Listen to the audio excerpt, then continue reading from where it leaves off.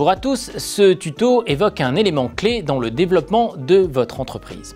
Si votre activité est en croissance, ce que je vous souhaite, vous serez sûrement amené à embaucher des collaborateurs. C'est là qu'on devient vraiment patron. Waouh, exactement. C'est une vraie responsabilité pour vous comme pour eux. Vos salariés auront un contrat de travail soumis à diverses obligations imposées à la fois par le droit du travail, le droit de la sécurité sociale et le droit fiscal. Alors tout d'abord, vous, le chef d'entreprise, sur votre piédestal et votre trône, vous devez décider la façon dont vous souhaitez embaucher vos collaborateurs. Alors cela dépend de vos besoins en main-d'œuvre. Sont-ils ponctuels? Vous pouvez opter pour des contrats à durée déterminée. Ces contrats ont la particularité d'avoir une durée fixe dans le temps. Ils durent de quelques jours à plusieurs mois.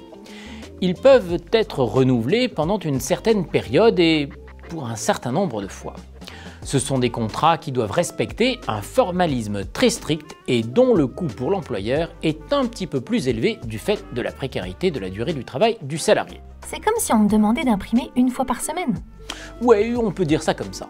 Ces contrats peuvent répondre à un besoin ponctuel lié à l'absence prolongée d'un salarié en raison d'une maladie, d'une grossesse ou d'une année sabbatique. Ils peuvent aussi répondre à un accroissement du besoin de main-d'œuvre lié au développement de votre entreprise.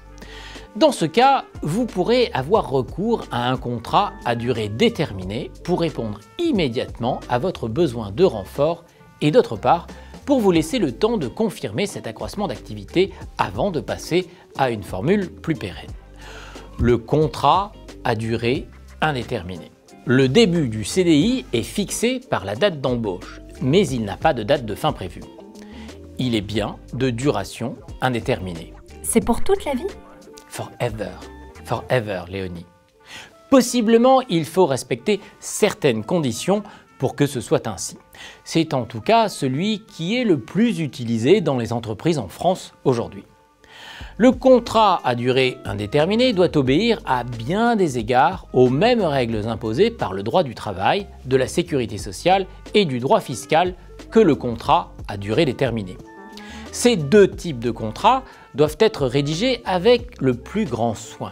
Ils doivent détailler avec précision le poste à pourvoir et les tâches qui seront attribuées à votre salarié. Ils doivent ensuite énoncer la convention collective qui sera applicable à votre relation de travail avec lui. Ces conventions collectives fixent des règles qui régissent les relations entre l'employeur et les employés sur de très nombreux points afin qu'une homogénéité existe sur le territoire entre les professionnels d'une même branche. Parmi les points saillants, on peut trouver la description des tâches, les échelons, les salaires, les congés ou la maternité. Les contrats devront ensuite fixer les éléments essentiels qui vous auront conduit à nouer une relation de travail avec un collaborateur, notamment la rémunération de celui-ci. Vous devrez préciser son montant, mais aussi les modalités de calcul de ce montant. Il peut y avoir une partie fixe et une partie variable. Il peut n'y avoir qu'une partie fixe. Vous pouvez inclure des frais de bouche, des indemnités kilométriques, des découchés, parmi d'autres. Le contrat fixe également le lieu de travail, le temps de travail et les modalités d'exercice de ce travail. Par exemple, le sujet du télétravail.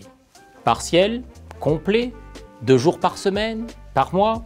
Si vous faites du télétravail, ne m'oubliez pas, hein? Non, on ne t'oubliera jamais, Léonie. Comme vous avez sans doute compris, le choix du contrat est absolument crucial. Sa rédaction et sa conception ne le sont pas moins.